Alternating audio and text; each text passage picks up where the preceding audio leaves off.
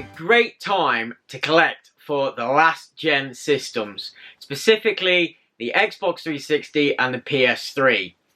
But what games are worth picking up? Whether you are new to the systems, wanting to build a collection, or you already have a collection of one of these systems, here are 15 of my personal favourite games from the last gen consoles.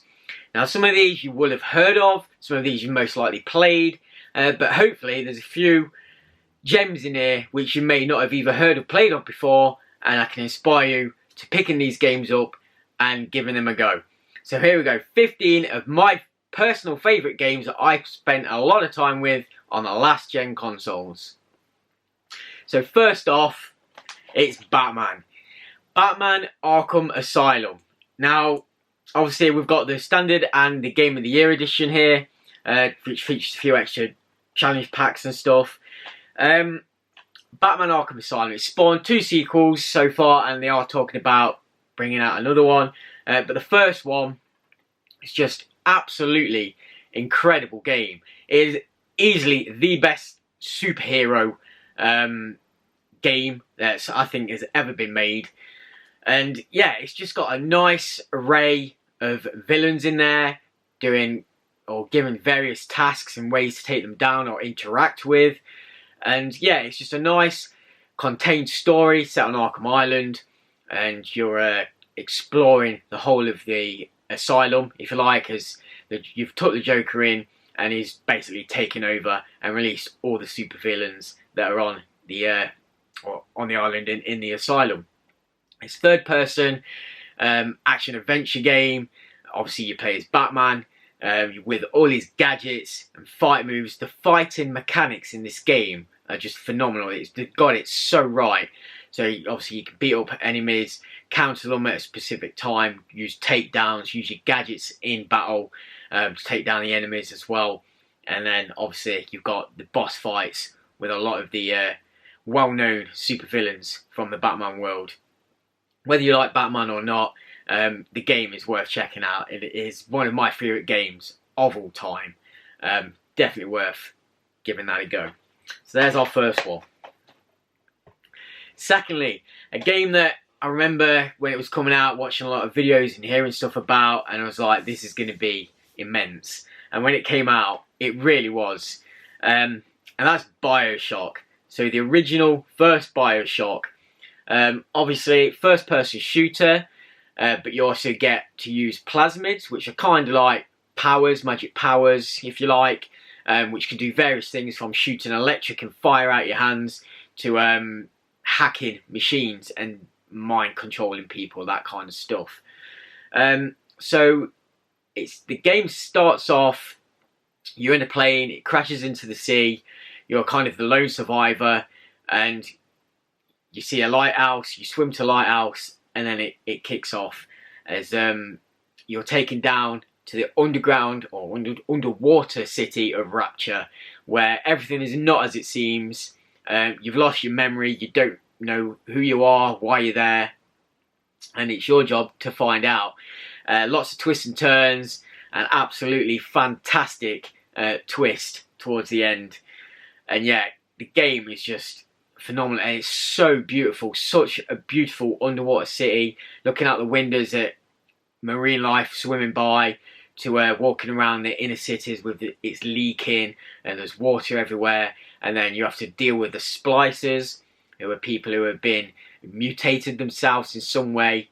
And yeah, it's not a nice place down there, but absolutely fantastic game. Again, spawned 2 sequels, which are equally as good and worth checking out. But the first one for me, just the atmosphere of Rapture is absolutely fantastic. So definitely, if you've not already, give Bioshock a go.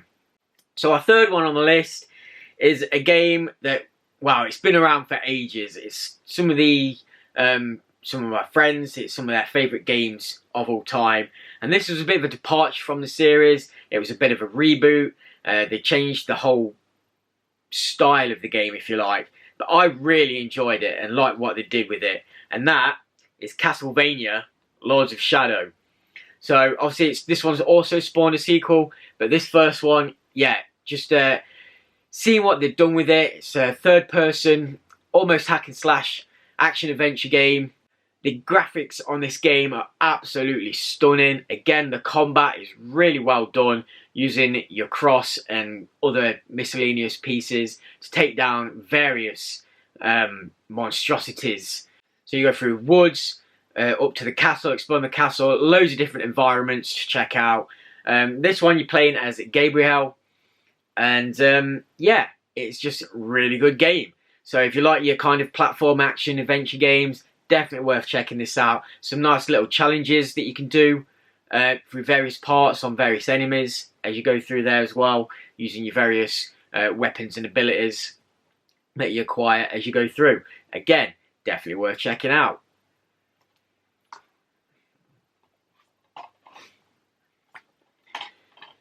Now, a game I've spoke about quite a few times on the channel as being one of my favourites. Absolutely love this game. Again, spawned 2 sequels, but the first one just had me gripped from the start to finish. Just love the story, love the characters, love the gameplay. It's Darksiders. Like glare. So yeah, Darksiders, I've got it on both systems because I enjoyed this game so much. And there's a few games that I have in this video that are mostly on the 360, but I want to get again on the PS3 just because I liked them so much. So Darksiders, what can we say about Darksiders? Third person, hack and slash, action adventure again.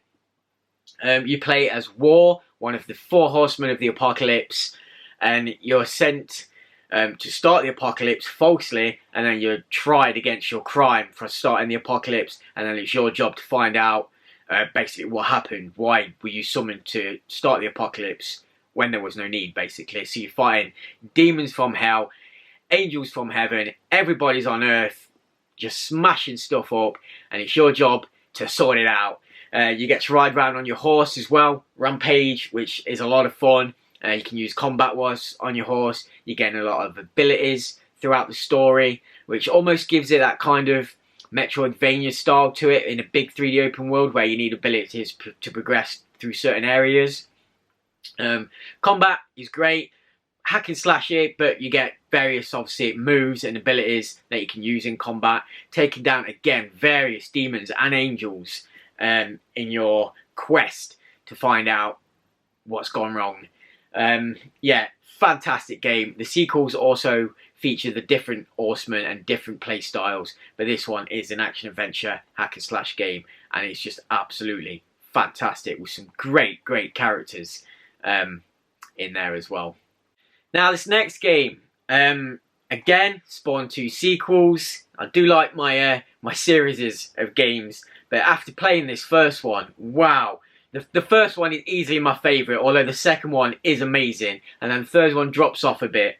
But definitely, if you like your survival horror games, which I do, this is definitely worth checking out. One of the first survival horror games I played on the last gen, and probably one of the best of last gen, and that is Dead Space.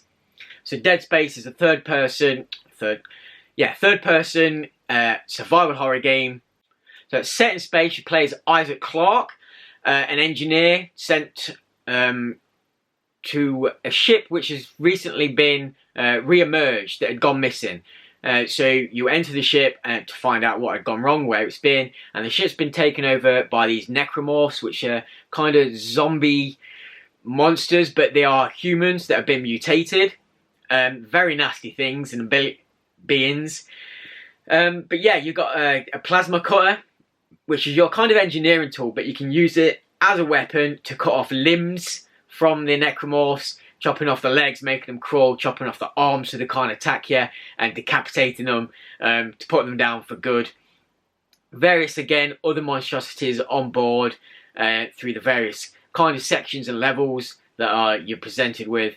And yeah, absolutely nightmarish game, like some good jump scares and just grotesque monsters in the game. Absolutely fantastic. Again, a few little twists and turns as you go along, and if you liked it, definitely check out the sequels. But Dead Space for me, one of the best survival horror games of the last gen consoles. And we're mixing up again with another genre. This time we're going RPG, or Action Adventure RPG. And it's one of the first games I got on my 360, and it's still one of my favourite games on the system. A game I probably would like to get on the PS3, but I spent so many hours on this, I don't know if I could do it again. But it's the Elder Scrolls 4 Oblivion. Now, a lot of people love Skyrim, they say that's the best. But Oblivion, for me, I spent so much more time on. I just have so much nostalgia for this game. It's just absolutely fantastic. Creating a character however you want, whatever race, whatever abilities. And yeah, I used to just spend some of the nights in the game, just staring at the skies. The graphics were absolutely fantastic for the time, and some of the beautiful skies with the stars was just great. You could spend ages just looking at the scenery. But obviously you can go exploring, find caves, ruins, that kind of things, just explore, taking down goblins and other kind of enemies as you progress. And just absolutely love this game. Going into villages, obviously do it as an RPG, doing little quests for people. You've got the main storyline, which sees you, I have to think now, you escape from the dungeons with the king, I think it is. I have to try and remember, it's been ages since I've started the game. I think, is he slain? I actually can't remember. And yeah, it's your quest to then find a kind of heir to the throne, I think it is. And it takes you all around the world, which is a big world.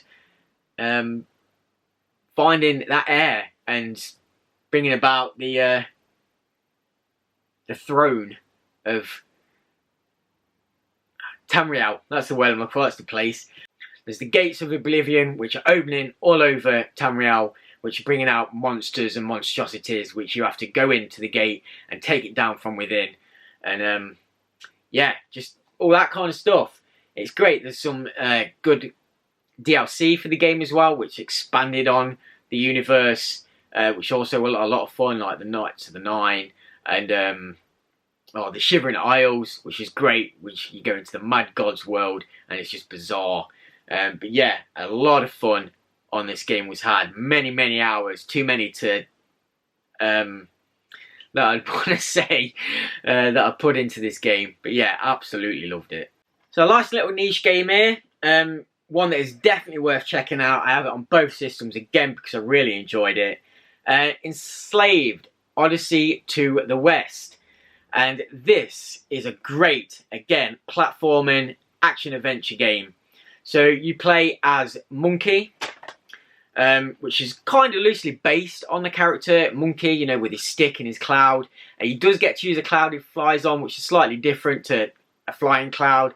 And he does use his staff in combat to take down various mechanical enemies that have taken over the world. It's kind of a dystopian world.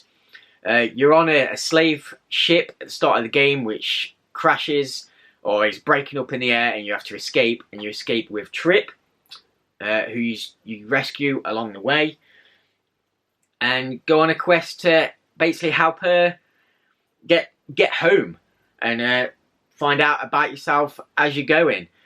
Great combat, like I say, in the game. Nice, beautiful graphics, like I say, in the dystopian world, which is full of mechanical enemies, which you have to try and get by. And it's just a really enjoyable and good story to the game as well. It's also motion captured by Andy Serkis, who obviously did Gollum and King Kong and that kind of stuff, and is voiced by him as well. Definitely worth checking out and giving a go. And now a completely different genre altogether. One of the only music rhythm games in this, but it's one that I spent a lot of time on and got me into the series. And that is Guitar Hero World Tour.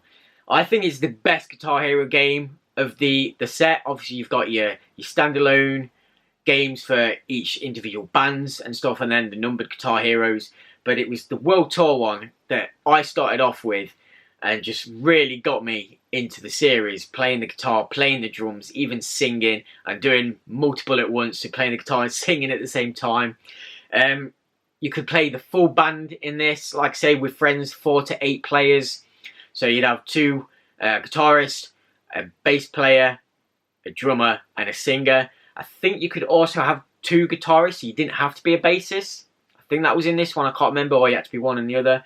But yeah, the song tracks and song list on this game were fantastic. A good variety of songs, from metal to pop, whatever your thing was. There was probably a good few tracks in there for you to play. In fact, we'll have a look at a few of the tracks that are on there. So yeah, me and my friends would always be online playing this game. Some of our favourites would be Band on the Run, Hotel California, Mr. Crowley. What else did we regularly play? Sweet Home Alabama, Trapped Under Ice, Beat It, Assassin. Yeah, just an absolutely fantastic track list, and spent so many hours practicing the guitar. So I went from easy and got up to hard relatively quick, and can even now play expert on quite a lot of the tracks, if not all the tracks, quite comfortably. And yeah, I actually really enjoy playing the drums on this as well. Really enjoy the drum kit. But yeah, if you do like your music rhythm games, this is probably one of the better ones to go for, and easily my favourite of the series. So now a game I recently completed again on the PS3, because I did it on both systems, because I again enjoyed it so much. A nice little game, Mini Ninjas. The Mini Ninjas sees you play as Hero, the main ninja, and his quest to rescue all the other Mini Ninjas, each with their own weapon and fighting style and abilities. As the evil warlord has taken over the land and turned various forest animals into his kind of minions. And when you take them down, they turn back into the forest animals and can go about their animal lives. But yeah, just a nice, cute little third person, again, action, adventure, almost hack and slash kind of game. Which sees you go through many environments, from obviously woods and trees. You've got snow levels, you've got castles to kind of break into and take down, various boss fights to be on with. And yeah, it's just a lot of fun. Just a nice little break from the norm, cute little game, but just so much fun. The gameplay is awesome. Lots of little collectibles to find on it as well. Just really enjoyed playing this game. So now we have another kind of action-adventure RPG, and that is Nier. So this is recently, or quite recently, spawned its sequel on current-gen consoles. But the first one, and it's quite different to the new one that's come out as well. This is more kind of RPG based, and the graphical style in this is quite unique. Yeah, it's almost kind of drawn, but not drawn. It's hard to explain, but yeah, it's really nice kind of graphical style. Although not amazing, I just like the style of it. And the gameplay again is great. The fighting is again more kind of hack and slash.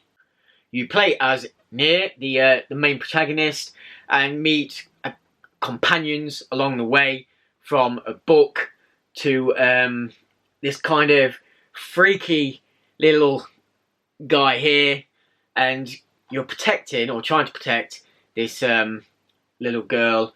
There's various things you can do in the game, such as make flower beds and breed flowers to get rare flowers, which takes a lot of time, and it has a hard achievement list. So I think there's 1, maybe 2 achievements I've got left to do on here, which is to find all the weapons, various weapons you can have, but some of the equipment and items that you need to make them are quite rare, and we'll see you farming various enemies to try and get some of them items. Story, very unique, very entertaining. Yeah, if you want something a bit different, give this a go. Really enjoyed playing this. And now a series I absolutely love, from playing it back on the original Xbox, getting the sequel from last gen, Ninja Gaiden 2. So we had the Sigma version on the PS3, which I'm actually yet to play, and has a few extras on it. But yeah, Ninja Gaiden 2, absolutely brutal. Lots of decapitations and dismemberments. A wide array of weapons to use on this, from your dragon sword, tiger claws, scythes, tonfa batons, all which can be upgraded to bigger, meaner versions of themselves, giving you plenty of abilities. Obviously, a third-person adventure game again, playing as Ryu Hayabusa from the Dead or Alive series. But this is such a good, just brutal game as you're taking down ninjas and demons and all that kind of stuff. And yeah, really, really enjoyed this back in the day. Does have a hard achievement list on the 360, which sees you completing the game using only one weapon, and that is for each weapon. So you have to complete the game multiple times using them weapons. Yeah, there's not much more to say about it. It is just absolutely fantastic, great fun, going around the various, again, levels and environments, from little Japan villages to more modern day street settings, going even into the sewers, taking down massive, massive bosses. Some great boss fights in this game, but definitely worth checking out. Now, a game I actually knew nothing about before picking up, and I picked this up quite cheap to give it a go, and really glad I did. So it's a game called Remember Me, and it's quite unique in the way that it's a third-person, I suppose, adventure game again, but slight RPG elements in it, and you actually get to create your own combos in the game for combat. So linking up various moves and combos and putting them together to create your kind of combo list will give you various abilities and powers when you pull them off, such as maybe giving you back more health per certain combo, or causing more damage, that kind of thing. And yeah, it was actually quite a lot of fun doing that. And you play as kind of a hacker, and as you go through the game, you can hack into people's minds and see bits of their past, and you can either change it, a bit like Inception, so make them think they've done something or not done something to try and get information and make them do things that you do or don't want them to do. But yeah, really fun and unique game. You can kind of traverse the landscapes as well, almost a bit Assassin's Creed, but not to that scale, as you're climbing buildings, getting around enemies and that kind of stuff. There's a slight stealth gameplay in it in parts, but yeah, plenty of combat again as you take down various bosses and that kind of stuff. Really enjoyed it, good story, but yeah, you can pick it up pretty cheap and definitely worth doing so and giving it a go. And here we are, a first-person shooter. There's not actually that many on the list, but this is one that I definitely feel you should check out. Singularity. So you're sent to an island, from what I can remember, and there is a Singularity event that goes on. It sees you crossing timelines from, I think it's the Second World War to various other timelines. And you have this kind of, not a gauntlet, but it's a part of a gauntlet on your hand which gives you abilities to take down enemies, using also your various weapons that you have along the way. And yeah, the story's quite unique. I think there is 2 endings, as far as I can remember, to it. But yeah, I remember it being a lot of fun and quite niche. Not a lot of people kind of played it or had heard about it. So if you're one of them, definitely try and find a copy and give it a go. You could probably find it quite cheap. And again, it's just a lot of fun. Okay, another hack and slash horror style game, which again has been around for a while, from back in the day on them retro consoles, but brought into the modern age, rebooted in a different kind of style, and that is Splatterhouse. So you play as Rick, who goes into a haunted or abandoned mansion. I think you're looking for a doctor, and acquire this mask which you put on, which gives you insane powers, makes you like really strong, and it has weird kind of mutations that come out of you to take down various monstrosities and demons and ghouls and that kind of stuff as you're exploring the mansion, trying to rescue your girlfriend. And yeah, again, interesting storyline, pretty standard, but some great weapons and stuff you can use. The combat is fantastic as you're ripping limbs off enemies to beat them with their own arms and that kind of stuff. And yeah, a lot of fun. There's challenges, again, that you can do throughout the game, and various challenge modes separate to the main storyline. Lots of blood, lots of gore, lots of fun.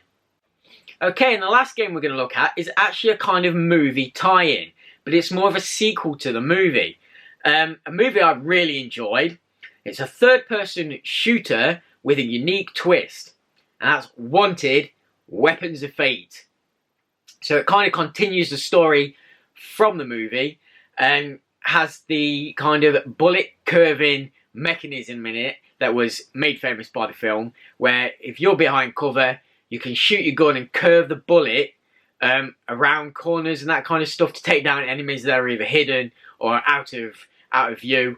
And yeah, lots and lots of fun on this. As you play the James McAvoy character, fully now trained as an assassin and trying to take down, I think, what he thinks was his father or is his father. It's been a while since I played it. But yeah, just some awesome moves as you're curving bullets and just shooting people from around corners. Loads and loads of fun. And yeah, kick-ass soundtrack. Definitely worth giving a go if you've not played it. So you use cover, moving cover to cover to get out of, obviously, line of sight from your enemies, from snipers, and then using that bullet kind of curving ability to take them down from safety of cover. I think there's hand-to-hand combat in it as well, and various kind of kill moves when you get up close and personal. It's just a lot of fun. So there we have it. There's 15 of my favourite games from last gen that you can get on both systems, the Xbox 360 and the PS3. There's no exclusives in that video. Might look at that in another video. But here's just some games that you can look at no matter what system you've got or collect for. Games that you can find, and pretty much all of them relatively cheap to find and pick up and give a go. So a wide range of genres there as well, so hopefully there's something for everybody. Hopefully you've seen something new and something that piques your interest and is worth giving a go.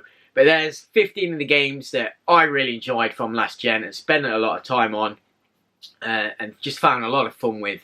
There are many more which I might go through another time, but for now there's 15 for you guys to crack on with and find. Hope you enjoyed. Let me know in the comments if you have played any of these, which were your favourites, and in general what were your favourites of last gen consoles that you enjoyed playing. So let me know all that in the comments, and we'll catch you next time. Cheers guys, bye for now.